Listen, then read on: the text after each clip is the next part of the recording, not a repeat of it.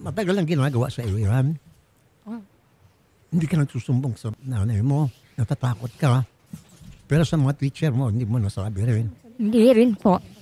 Tinatago mo lang. Pero yan, buti na lang may nag-video habang ginagawa sa iyo. Oh. Bakit kanila binubuli? Ingit sila sa iyo? Gawa daw po kasi ako ng kwenta sa kanila. Tapos pag nalaman nila po parang sasambunot ng ganun. Gawain na po nila yun eh. Madalas mangyari yan. Opo. Hindi nakakarating sa school. Hindi lang ito ang unang estudyante na pambubuli sa school. Sa mga estudyante, ng kapwa ng estudyante.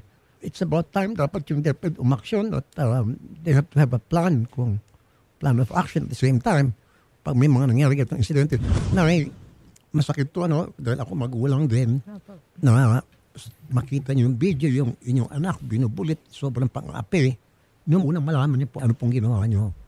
Bago pa po kumalat sa Bagong Silangan, kumalat po yung video sa school mismo kasi yung mga nanakit sa kanya, yun mismo ang nag-video at ikinalat dun sa GC nila magkakatropa hanggang nakarating po sa tirahan namin kasi nag-uupa lang po kami dun sa tinitira namin.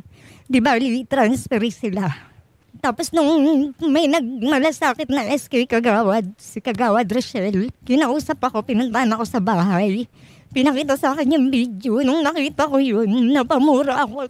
Nagbihis ako agad. Pumunta ako sa school. Tapos, hindi ko nagustuhan yung mga sinabi nila doon. May kinausap pa sa school? Sabi ko po, kasi alas 12 po yung pasok nila. Start ng klase nga is 12. Ngayon, sabi ko po sa guidance ako sa teacher, papuntahin niyo po yung nanay. Maaga pa naman po. Hindi po ako uuwi. Hindi ko sila nakakausap. Tapos sabi po ng advisor, hindi po ganun kadali yun kasi tatawagan pa yung mga nanay. Hindi ako, inunawa ko po yun. Okay. Marami na po umuwi po ako.